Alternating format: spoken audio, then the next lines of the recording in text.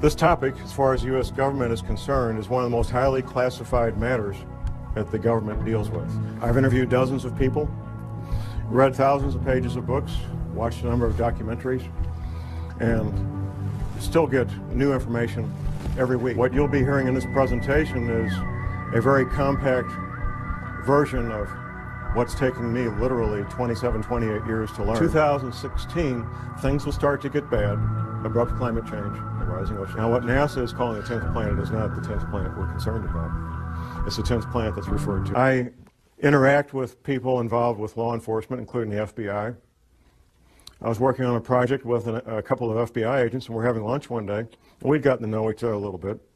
And I thought, well, I'll ask this guy the question, what happened with John Kennedy when he was shot? Now, the man I was asking this was not just a run-of-the-mill FBI agent. He was a supervisory level FBI agent. Within a few years of retirement, he's now retired. And I kind of put him in a box because if he told everything he knew, he was jeopardizing his career and his pension. But if he said, John, the Warren report was exactly accurate, then I would know that he was a nutcase because nobody believes the Warren report. So here was his answer. It was a very creative answer. This is from a supervisory level FBI agent regarding the Kennedy assassination. His answer was 2 words, creative forensics. Now, that let me know that he knew. What every person who's looked at it carefully knows is that the Kennedy assassination was not what we've been told it is. A couple of personal things when it comes to secrets and how military intelligence knows about things before they happen. First week of May, 1967. I'm 19 years old. I'm in a military intelligence school, and I got assigned for a Sunday morning, what they call a dining room orderly. My assignment was to be in the officers' mess where they serve breakfast on Sunday morning, stand at parade rest, and whatever the colonels and the majors wanted, if they wanted coffee, I go get it. If they wanted toast, I go get it. Stand there at parade rest, eyes straight ahead, and just wait on the officers. One colonel is talking to another colonel. Now, this is military intelligence school, and these are field grade officers in military intelligence. First week of May, 1967. One colonel says to the other colonel, you know, those Golan Heights are going to break loose any day now. First week of May, 1967. What happened 4 weeks later? The Six-Day War. Yeah, they knew. They knew.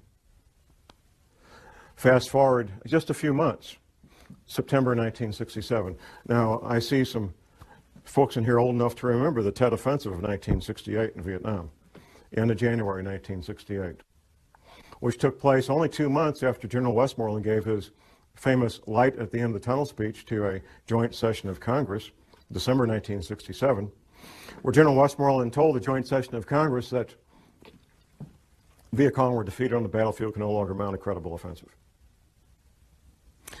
I get to Vietnam in 1967 in September. By the end of September, I knew about the Tet Offensive at the end of January 1968. 4 months before it happened, 5 months before it happened. I knew about it, and I was getting ready for it. Everybody else found out the last week of January 1968. You better betcha, the people in military intelligence, they know about things before they happen.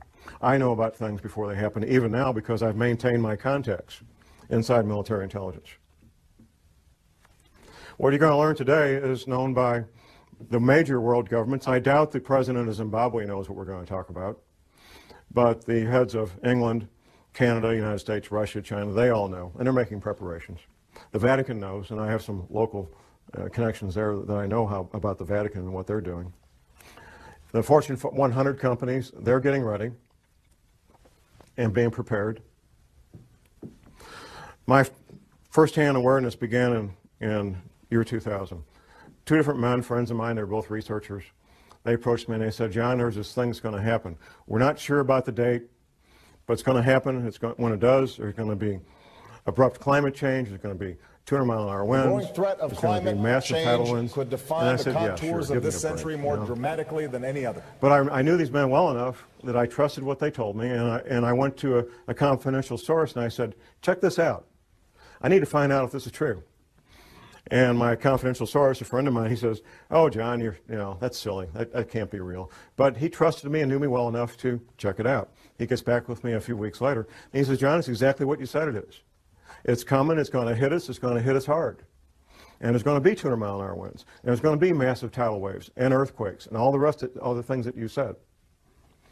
That was in the summer of 2000. And what should give us hope that this is a turning point? That this is the moment we finally determined we would save our planet? My research has continued. I've continued to develop my sources and put the whole thing together so I can make this presentation. I've got copies in the lobby that I'll make available for anybody that wants it. It's the Department of Defense study done by a private think tank about abrupt climate change. Now, the Department of Defense spent many thousands of dollars to have this private think tank put this paper together. And I've got a quote from this, and what I've got out here that you can get is the open source unclassified version. The classified version I haven't been able to get my hands on. But here's the first paragraph of that paper by Peter Schwartz and Doug Randall.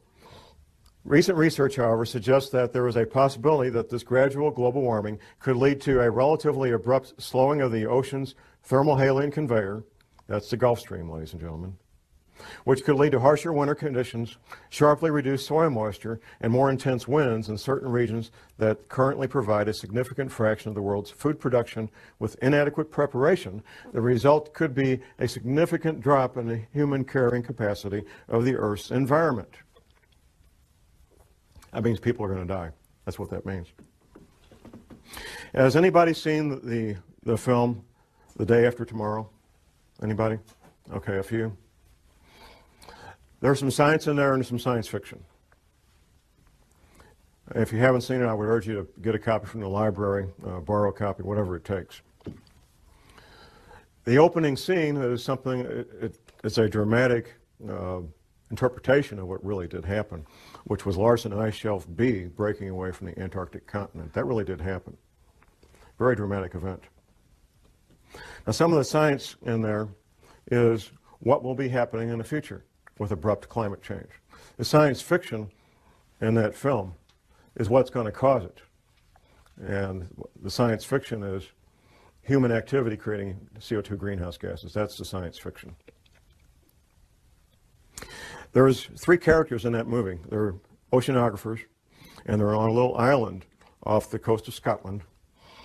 And quite frankly, they could be anywhere because you can do this from your home if you've got internet access. There's buoys out there in the Atlantic that give 24-hour, 7-day-a-week readings of the ocean temperature.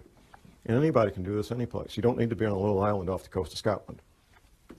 So they're sitting there watching the ocean temperatures off the coast of Scotland. And then there's a dramatic drop in temperature on one buoy, then another buoy, and so forth. And what they're watching is the North Atlantic thermohaline conveyor, which is also called the Gulf Stream. From my private sources, I know that in real life, not in Hollywood films, but in real life, PhD oceanographers, 24 hours a day, 7 days a week, are actually doing that on both sides of the Atlantic, and they're very, very concerned. Just a couple of years ago, there was an announcement that the Gulf Stream had slowed down by 30%. My private sources tell me it's been more than that. Now here's the deal. You look at a map of the world and you've got England, Ireland, and Scotland here, and you got Moscow here. They're both the same distance from the North Pole. They're both the same distance from the North Pole. England, Ireland, Scotland, and Moscow. What's the difference? I mean, they rarely see any serious snow in England, Ireland, and Scotland. They don't have furnaces like we do because it doesn't get to be 10 degrees. And they certainly don't have the winters of Moscow, even though they're the same distance from the North Pole. The reason they don't is the Gulf Stream. The Gulf Stream is that ocean of warm water that comes up from the Caribbean, the Gulf of Mexico, up the east coast of the United States, goes over and down past England, Ireland, and Scotland, past France, goes on south and makes a big circle. That's the Gulf Stream. That's what gives England, Ireland, and Scotland the very temperate, mild winters that they've always enjoyed. The best PhD oceanographers on the planet know that it's slowing down, and they know it's going to stop. There's some disagreement about when. And because there's some unknowns that they have to try to do some guesswork. But here's what makes the Gulf Stream work. It's the salt content. It's the salinity of the ocean. The salt content of the ocean allows that big engine to pump that water up, go over and come back down and do that big circle of thousands of miles. The salt content is changing because of melting freshwater ice in Greenland and melting freshwater ice in the Antarctic. Now, the melting ice at the North Pole doesn't make any difference because that's floating salt water. So it doesn't make any difference. When it doesn't change the sea levels, it doesn't change the salinity of the ocean. This fresh water being introduced into the ocean is reducing the salinity of the ocean. That's slowing down the Gulf Stream, and at some point it will stop. 3 years, 5 years, 20 years, I can't tell you when. And the best PhD oceanographers on the planet can't tell you when. They can tell you it's about to happen, though. As I started tracking this matter of abrupt climate change and rising ocean levels, I incorporated into casual conversations with people I knew and came in contact with. I was having lunch one day with a friend of mine. This friend is a veteran of the U.S. Navy Submarine Corps. And I was talking about what would be causing this, because I did pretty quickly learn what would be causing the rising ocean levels and abrupt climate change.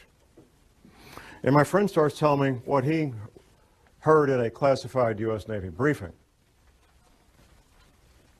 And he went on and on about how the Navy had told everybody in the submarine corps about rising ocean levels and what that would mean, and why Navy retirees should consider moving to the Arkansas, Missouri Ozarks, because the Navy was telling, and is still telling these men, that the Arkansas, Missouri Ozarks are one of the known safe havens when all these events take place.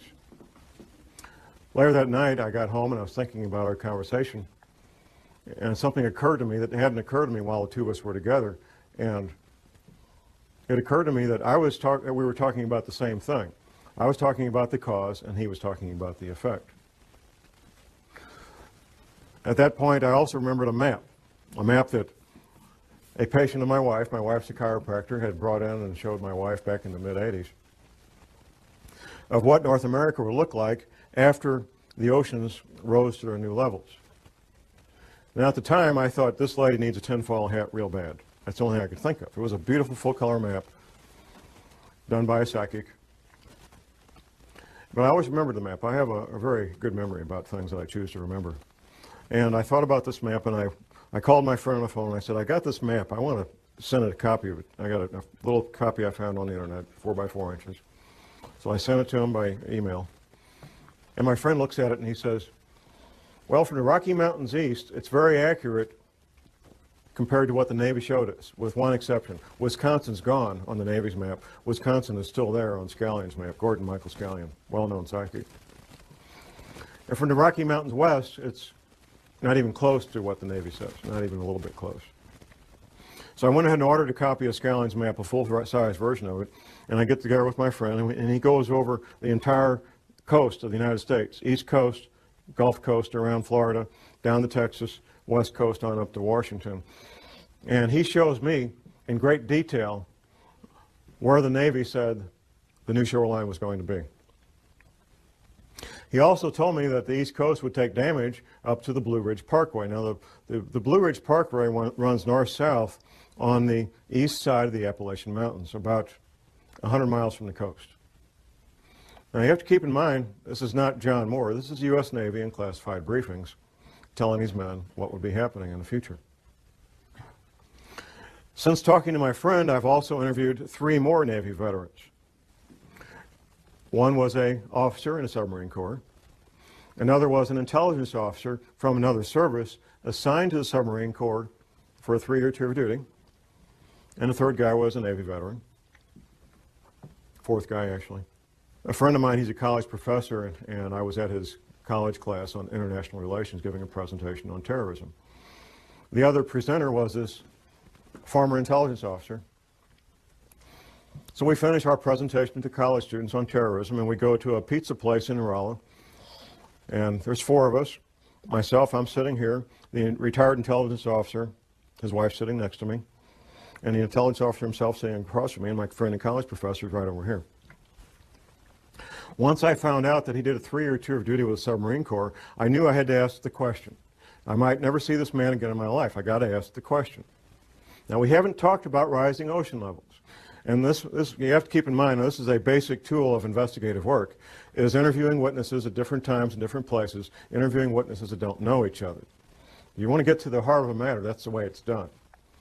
You find witnesses who don't know each other that have the same information, and you interview them at different times and different places. So I asked him, tell me what you know about rising ocean levels. His wife, sitting next to me, before he can even speak up, his wife sitting next to me says the following. We were on our last duty assignment, and we were at the Pentagon. Now, we've been all over the planet, typical military family, and we had to pick a place to retire. We chose the Arkansas, Missouri Ozarks because of rising ocean levels. I had my answer. I had my answer. We talked about that a little bit more. A few weeks later, I made a lunch appointment with him, and I brought the map with me that I'd revised after going over with the first submarine veteran.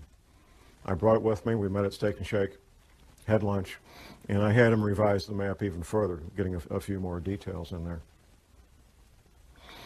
The third submarine veteran, retired submarine officer, he's one of my pistol students. We had lunch and we talked, and he says, John, I signed these non-disclose agreements. If I tell you what I know, I could lose my pension. I have to be out 5 years before I can tell what I know about rising ocean levels. I've only been out 3 years. I said, well, can you blink your eyes once for yes and twice for no? Then you won't be talking. He says, yeah, I can do that. The retired submarine officer verified what the other two submarine veterans had told me earlier. Word for word, detail for detail. And he also, this is the third man who had chosen the Arkansas, Missouri Ozarks for his retirement home. The Prophecy Club, a Christian group out of Topeka, Kansas, they sent me on a nationwide speaking tour in 2005 on this topic. And I'm up in Detroit speaking on this.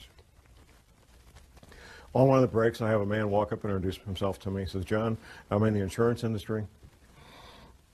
And we've wondered for years, us in the insurance industry, why is there such a cluster of retired Navy people in the zip codes of the Arkansas, Missouri Ozarks? Now I know. Now I got my answer. The Navy knows. Another pistol student of mine, retired Navy guy, I said, what's the altitude of your new home? He told me to the foot the altitude of his new home. How many people can do that? Almost nobody. He told me to the foot the altitude of his new home in the Arkansas, Missouri Ozarks. Absolutely he did.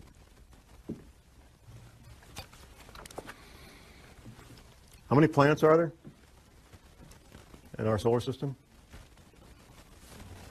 9? Okay. NASA. Never a straight answer. NASA. July 29th, 2005, announced the finding of the 10th planet, named Xena. Do a Google search. They did. Don't take my word for it. NASA announced the finding of the 10th planet, named Xena, 29th of July, 2005. Parade magazine and the Sunday newspaper. It was the front cover of the January 15th, 2006 edition. A friend of mine, I started telling him about these matters in 2004.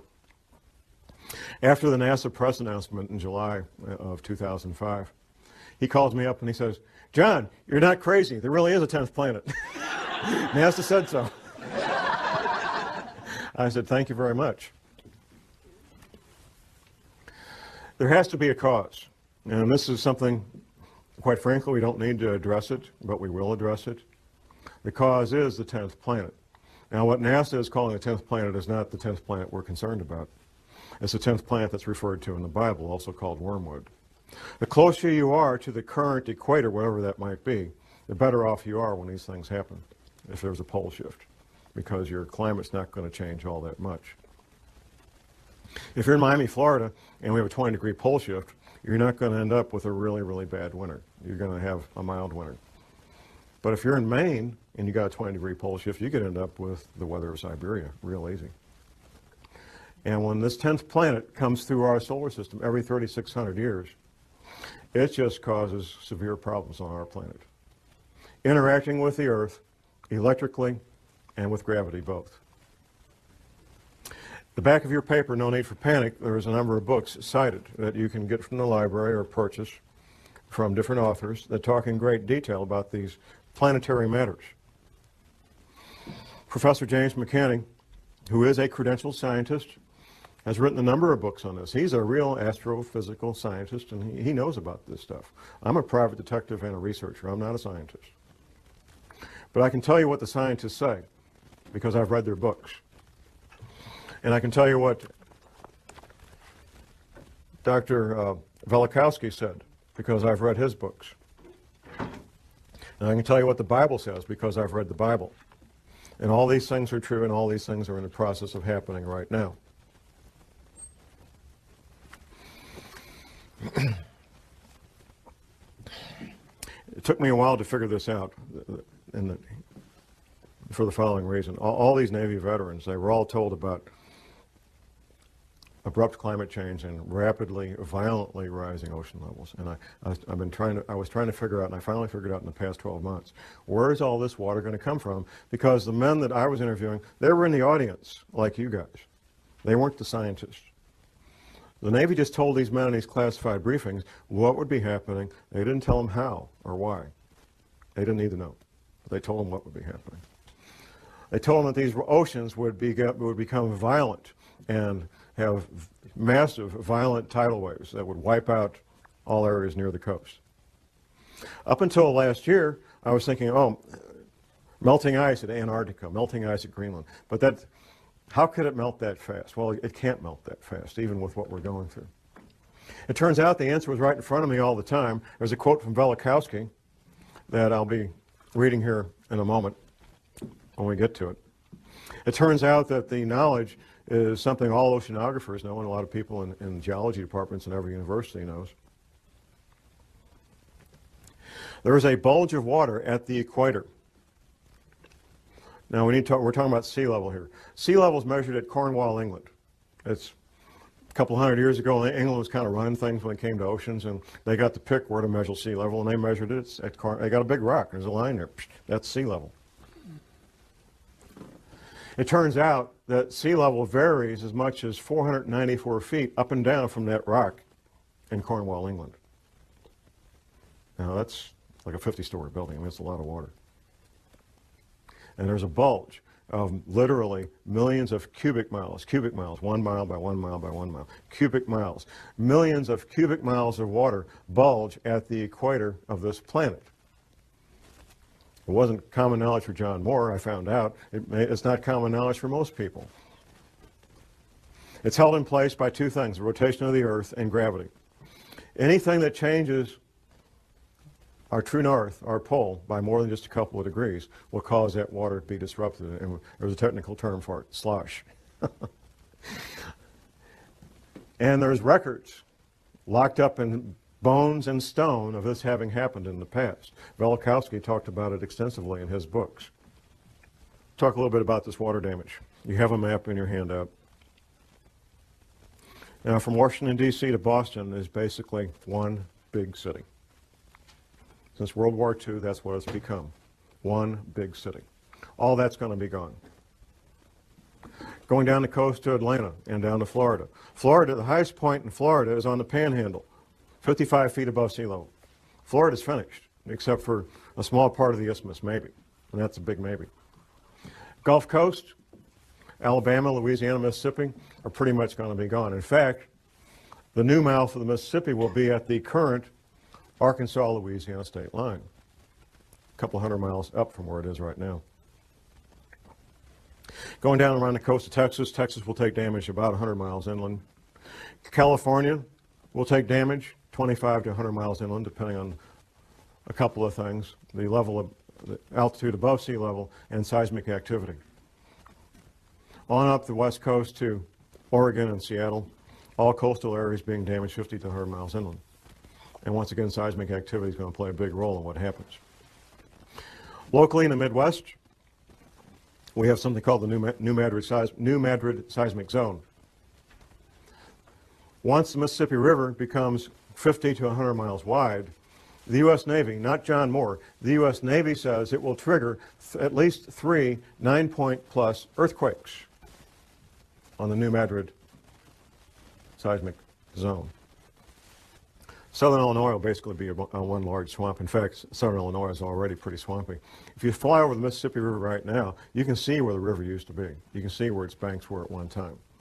A much, much larger river than it is now. I mentioned Wisconsin will be gone. The Great Lakes will become one vast inland sea joining up with Hudson Bay up in Canada. That's what the Navy says. And it's kind of ironic and kind of caught my attention when all of these Navy veterans, these submarine veterans, they all look at this map and they say, John, Wisconsin's gone. It's finished. There's not going to be any more Wisconsin. Florida's gone. Louisiana, Alabama, Mississippi, finished, gone. EPA, our friends. Now, a lot of people make fun of the EPA and hate the EPA, but like most government agencies, most of the people that work there are good men and women with good intentions, including a lot of scientists.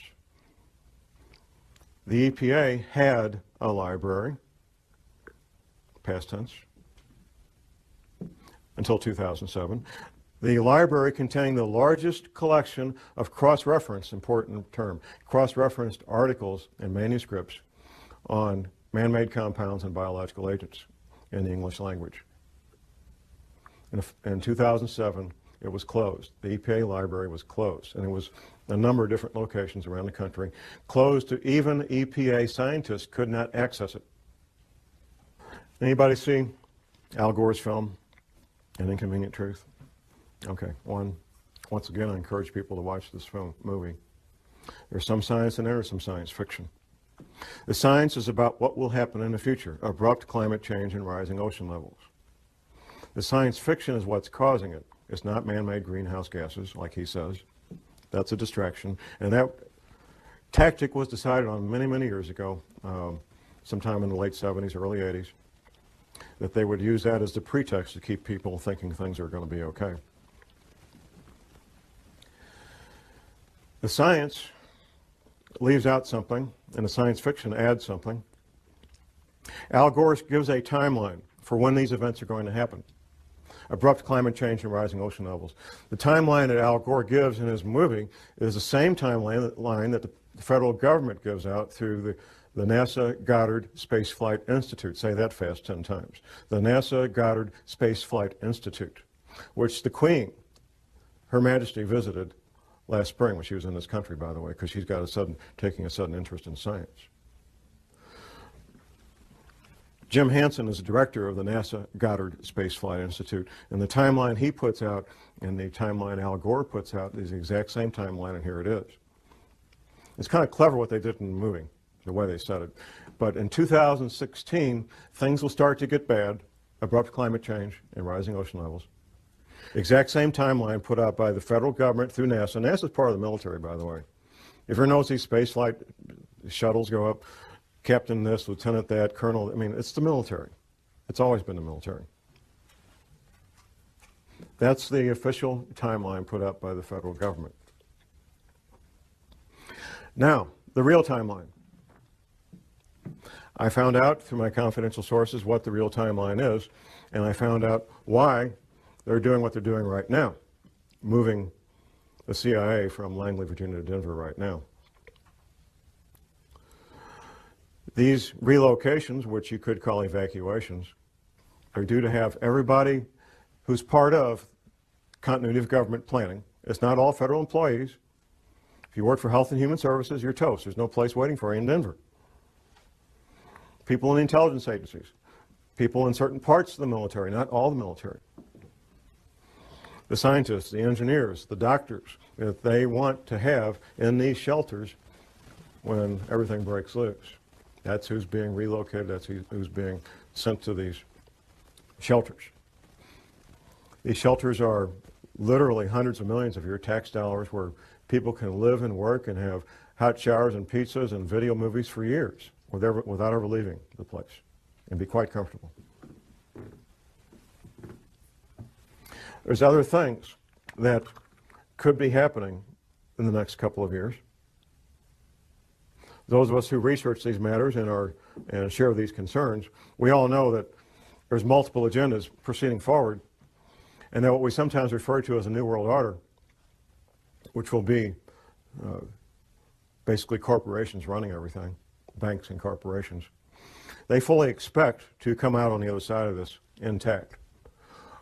A fellow radio talk show host from my station, he lives down in northwest Arkansas, not far from Walmart headquarters. He says, John, I get plain brown envelopes with no return address sent to me from people that work inside there at middle and upper management levels, giving blueprints of the shelters that Walmart's built for their people. They expect to come out on this. Another friend of mine was working with a Catholic group here in St. Louis, and his job was to help set up military-grade radio communications between the Vatican group in St. Louis and the Catholic group in St. Louis, excuse me, and the Vatican. Military-grade, two-way communications. We're not talking 10-4 good buddy CB stuff. The real military-grade radio communications. The agendas of the people that control the world, the international bankers and the Fortune 500 and so forth, is to have a planet with far less people on it than there is now, either inadvertently through these earth changes or by design, through World War III, a flu pandemic, or severe economic collapse leading to societal disruption, or all three happening at the same time. These are all matters that could be happening in the not too distant future. I refer to what we're living in right now as phase one. Phase one is where normal commerce takes place. We can have our careers, interact with our families and our social events that we normally do, and life appears to be normal. The powers that be are using phase one to finish their final preparations. This shelter I talked about here at Weldon Springs, Missouri, it took almost twice as long to build it as they anticipated. They kept running into the various problems that any construction project has, but they got it built. And they're using these remaining months to finish up whatever final preparations they need to get their people in place and get moved. Phase two will be when these earth changes events, abrupt climate change, bizarre weather, earthquakes, tidal waves, all become so numerous that they become daily news. In fact, when I meet people out in the street, almost everybody comments on how bizarre the weather has become. And that's pretty much a topic of daily discussion. The government, the powers that be, will claim that these bizarre weather-related events are related to global warming. And when they're happening, that we need to start cutting back on our creation of CO2 greenhouse gases. Since I've been watching these matters the past 9 years, I watched it incrementally become a bigger and bigger media event, up to the point where Al Gore got the Academy Award for Best Documentary in 2007. Then it was like, we're off to the races. Up until that award, or that Academy Award, global warming related news stories was maybe twice a week. That was about what I was seeing. Since then, since he got that Academy Award, it's been daily, 7 days a week, global warming stories. And there will be no end to it. As long as there's news, as long as they're capable of broadcasting news, you will have global warming stories every day of the week from now on. As these events become more severe, you're going to hear more and more men with lab coats from NASA talking about global warming being caused by human activity, and that it will be better and everything's going to be okay, so you can go back to your baseball games, go back to work Monday morning. Things are going to be fine. That's phase two. Phase three will be a relatively short period of time. It may be a matter of a few days, maybe a week. It won't be long. At some point, people will realize that things are very strange and very dangerous, and they'll start doing things they normally wouldn't do. Say, for example, you're a professional, self-employed, or you have several people working for you. Half the people in this country work for small businesses. Many of the owners of those businesses are financially well off that they could lock the door and never go back. They love what they do, and that's why they go to work every day. I've heard a number of people tell me, they say, John, the government doesn't want to create panic. That's why they're concealing this. No, the government's not concerned about panic. What the government's concerned about is business owners making very rational, very logical decisions that I'm locking the door and I'm out of here. No panic whatsoever. That's what they're fearful of, because that would shut down the economy if enough of them did it. They want to keep these people in the dark as long as possible. Most men, and it's mostly men because of the nature of the work they do, some women, who know about what we're talking about today, just simply go about their lives and keep quiet about it. They're not public speakers. They take care of their family, they take care of themselves, and the rest of you are on your own. What I bring to the table is public knowledge of what's a very well-kept secret. Phase 4 will be the end of the world as we know it. Once these oceans come up, the infrastructure that supports normal human activity will be wiped out. Take, for example, shipping, ocean-going ships. The bulky, heavy products of the world, whether it's grain or petroleum products or coal or lumber, is all moved by ship.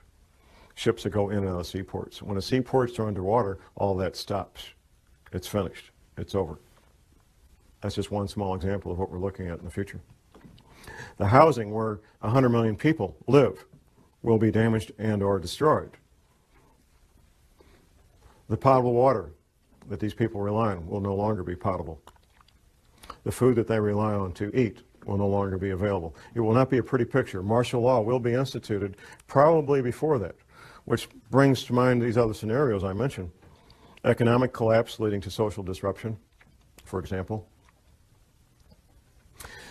If things get bad, and there's what appears to be a need for martial law related to rioting in the streets over economic collapse, people don't have jobs, can't buy food, people will probably go along with martial law under those conditions because it would appear to be the right thing to do.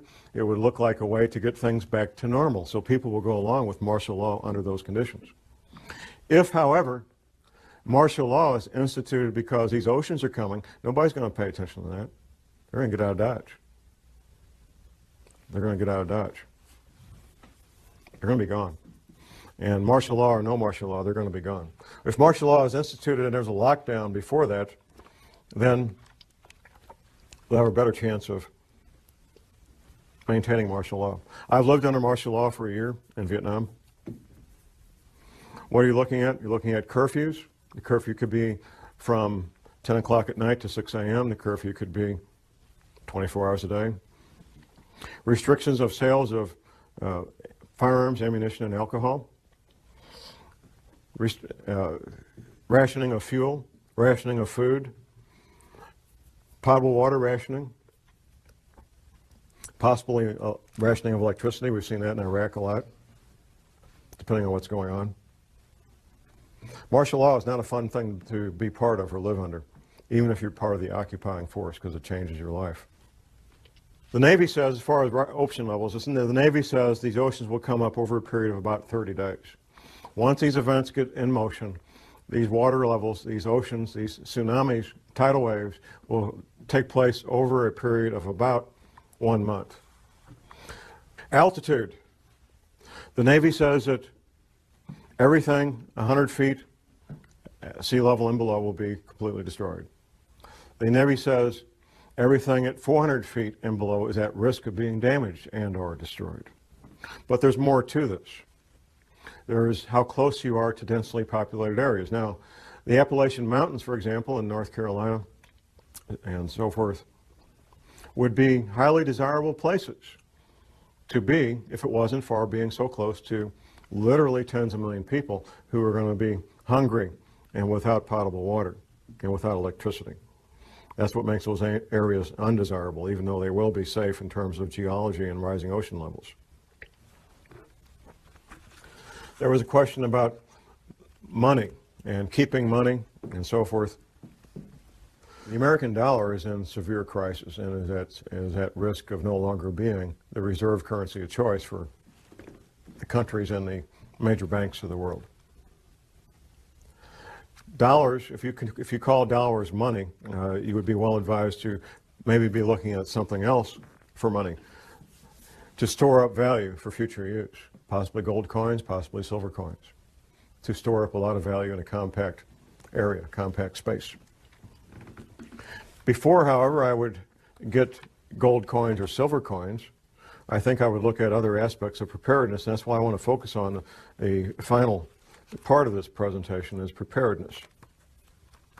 So let's look at the stepping stones, the building blocks of preparedness. First of all, and most important, is spiritual preparedness. I'm not ashamed to admit that I am a born-again, Bible-believing Christian. I know from interviewing and studying what happened in World War II that our American POWs who were incarcerated in POW camps in World War II, our American POWs who had strong spiritual beliefs were far more likely to survive what went on in these POW camps than those who did not. Eating the same food, having the same medical attention, doing the same work, wearing the same clothes, living in the same buildings. Those who had a strong spiritual foundation were far more likely to survive those conditions. We know that for a fact. It's not my job to tell you what your spiritual beliefs should be. My job is to tell you need to have strong spiritual beliefs, whatever that might be for you. Next comes skills. And there's a lot of skills I'm going to advocate. I'm going to look at my list here so I don't miss any of my list of skills. And I'm going to come back and read you what Dr. Velikowski wrote about what might happen. The skills of a farmer, a gardener. You will be growing your own food. The skills of a paramedic. Now we get so used to if somebody gets injured, we dial 911, and in a few minutes there's a wonderful shiny ambulance with these highly trained technicians. They got all the stuff they need to save life. In a future where things no longer work like we're used to, you're going to be your own paramedic, or you're going to sit there and watch your loved one bleed to death from a chainsaw accident or whatever it might be. An EMT course is one semester at your local junior college, maybe $100, $200, and you'll know more about emergency medical matters than 99% of the people in this country. One semester at your local junior college. You don't need to worry about passing a test unless you intend to be a paramedic or an EMT. You don't need to worry about taking a test at all. You want to learn the skills, and you want to get a kit equal to your skill level. Now, the paramedic training is three more semesters of college on top of that first one, and then you'll have a skill level almost equal to a medical doctor when it comes to emergency medical treatment. The skills of a ham radio operator. Now, I've been in places, I've been in combat, and I know what it's like not to know what's going on. Being able to instantly and effectively communicate with your friends and loved ones, and we found this out during Hurricane Katrina, two-way radio communication that you control could mean the difference between life and death. In Hurricane Katrina, it was a matter of life and death for many people. The ability to communicate with their loved ones, let them know they were okay, ask for help, or be able to give help. The skills of a backpacker, being able to carry everything you need on your back, your shelter, your clothing, your hygiene needs. Being able to clean yourself out in the field, prepare food out in the field, and do so in a manner that doesn't make you sick. Being able to take water out of a stream and filter it so you can drink it without getting sick. All the things that a backpacker knows, the skills of a soldier. In a severe crisis, like Hurricane Katrina, for example, you're your own cop, you're your own soldier, or nobody's protected. That's what it comes down to. You become your own soldier, you become your own police officer, and you protect your loved ones because of these skills that you learn. Animal husbandry. In a severe long-term crisis, having goats and sheep and chickens and ducks and rabbits can mean the difference between a fairly good and healthy diet and one that's terribly lacking in protein. It's extremely difficult to get the protein you need from an all-vegetable diet. Extremely difficult. The skills of a carpenter, of an electrician, of a plumber.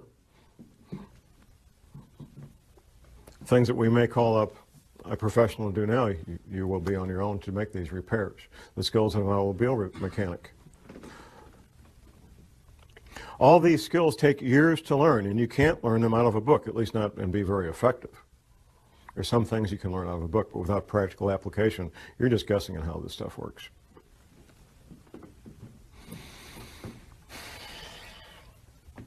Where do you live? I've had a number of questions during our breaks about where safe areas are. The Arkansas, Missouri, and Ozarks are one of the known safe havens. That's basically the bottom third of Missouri, not counting the Boot Heel, and the top third of Arkansas, not counting northeast Arkansas. That flat area where they grow rice. That's not considered part of the Ozarks. It has altitude. It's well above sea level, averaging 800 to 1,000 feet above sea level. Some places a little lower, some places a little higher. A moderate winter, at least for the time being. I hope that continues. A good growing season as a consequence of that. Plenty of water, no shortage of water at all. And distance between where you will be and major metropolitan areas.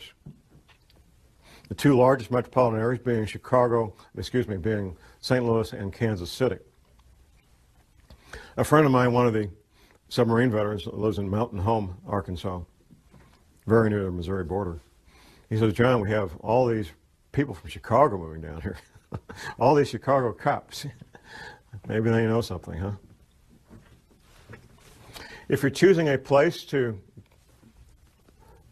live and thrive during a severe long-term crisis in the Ozarks, you may think, well, myself and my spouse, we can do this.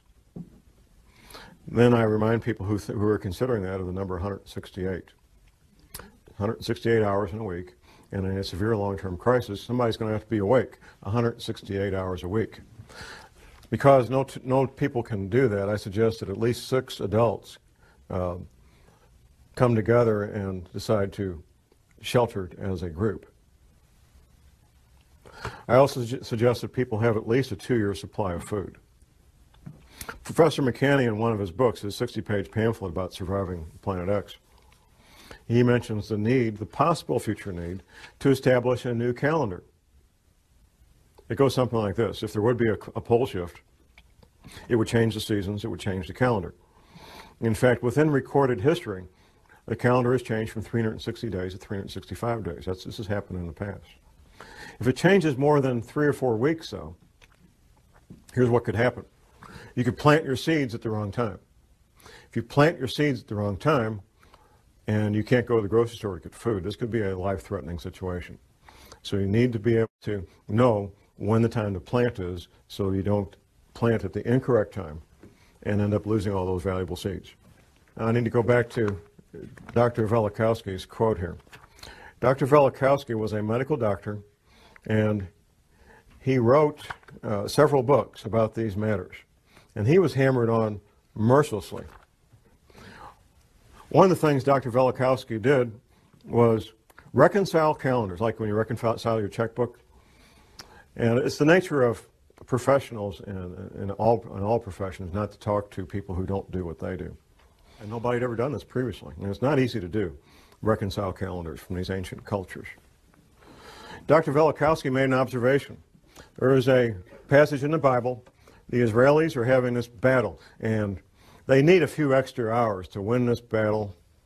And guess what? They got a few extra. Their day was a few hours longer. You know the quote, Jim. The incident, right. Now, typically when we study the Bible, if there's something we can't understand, we just say, well, God's just trying to make a point. This really didn't happen. That's what we do. Up until fairly recently, that's what we had to do with the incident with the Israelis fighting this battle. Well, God was trying to make a point that he had the power to do this. It really didn't happen. Well, it turns out we now know scientifically how that could happen, and the only way it could happen. For the Israelis to get 3 or 4 hours more daylight, the only way that can happen is for the planet to roll over in space, giving those extra 4 hours. Here's what Velikovsky said. Well, if the sun didn't set over the Sinai desert when it was supposed to, on that date, and he had the date because the Israelis had calendars and they wrote it down, that's a pretty important deal. I mean, if you're Moses and something important happens, you tell the scribes, hey, write this down. This is important. So they had written records and they had a calendar. Velikovsky said if that happened over the Sinai desert, then the sun must not have come up in China the next morning when it was supposed to come up. And the Chinese had scribes, the Chinese had calendars, and guess what? The sun didn't come up the next morning when it was supposed to. Verifying scientifically the Bible and verifying scientifically what really happened. The Israelis did get that extra 4 hours of daylight, and the Chinese didn't have the sun. Of course, the sun couldn't come up because the planet had rolled over in space. And that's why the Israelis, and God can make that happen. And he did make it happen. Now, Dr. Velikovsky wrote a number of books. Now, what I'm going to quote here word for word is a quotation from one of those books. It's titled Earth in Upheaval by Emmanuel Velikovsky. Now, what he's doing here is giving this is one page of one book. One page of one book. He's giving a very compact, highly condensed observation of what happens in a pole shift. Observations based on what he found going around the planet and finding the evidence. It's titled A Working Hypothesis. Let us assume as a working hypothesis that under the impact of a force or the influence of an agent, and the Earth does not travel in an empty universe, the axis of the Earth shifted or tilted. At that moment, an earthquake would make the globe shudder. Air and water would continue to move through inertia. Hurricanes would sweep the Earth, and seas would rush over continents, carrying gravel and sand and marine animals, casting them on the land. Heat would be developed. Rocks would melt, volcanoes would erupt, lava would flow from fissures in the ruptured ground and covered vast areas. Mountains would spring up from the plains and would travel and climb on the shoulders of other mountains, causing faults and rifts. Lakes would be tilted and emptied. Rivers would change their beds. Large land areas with all their inhabitants would slip under the sea. Forests would burn. Hurricanes and wild seas would wrest them from the ground on which they grew and pile them, branch and root, in huge heaps. The seas would turn into deserts, their waters rolling away. And if a change in the velocity of the Earth's rotation, slowing it down, should accompany the shifting of the axis, the water confined to the equatorial oceans by centrifugal force would retreat to the poles, and high tides and hurricanes would rush from pole to pole, carrying reindeer and seals to the tropics and desert lions into the Arctic, moving from the equator up and down the mountain ridges of the Himalayas and down the African jungles, and crumbled rocks torn from splintering mountains would be scattered over large distances, and herds of animals would be washed from the plains of Siberia. The shifting of the axis would also change the climate of every place, leaving corals in Newfoundland and elephants in Alaska, fig trees in northern Greenland, and luxuriant forests in Antarctica. In the event of a rapid shift of the axis, many species and genera of animals on land and in the sea would be destroyed, and civilizations, if any, would be reduced to ruins. It paints a pretty bleak picture, and hopefully that won't be what we're in for. I can't stand here and prognosticate exactly what we're in for. I can tell you for a fact that the federal government has been spending hundreds of millions of your tax dollars getting ready for this since at least 1979, at least. That the Fortune 100 companies, or at least many of them, I don't know which ones, but many of them know about this. The major governments know about this and are making preparations. China and Russia both know about this and they're taking what precautions they think are important and need to be done. There's a lot of people and a lot of entities that know about this. I don't know what else I can tell you. I've answered every question that I'm aware of. My passion is to help people be safe. I've seen the consequences of not being prepared. I've seen violent death firsthand.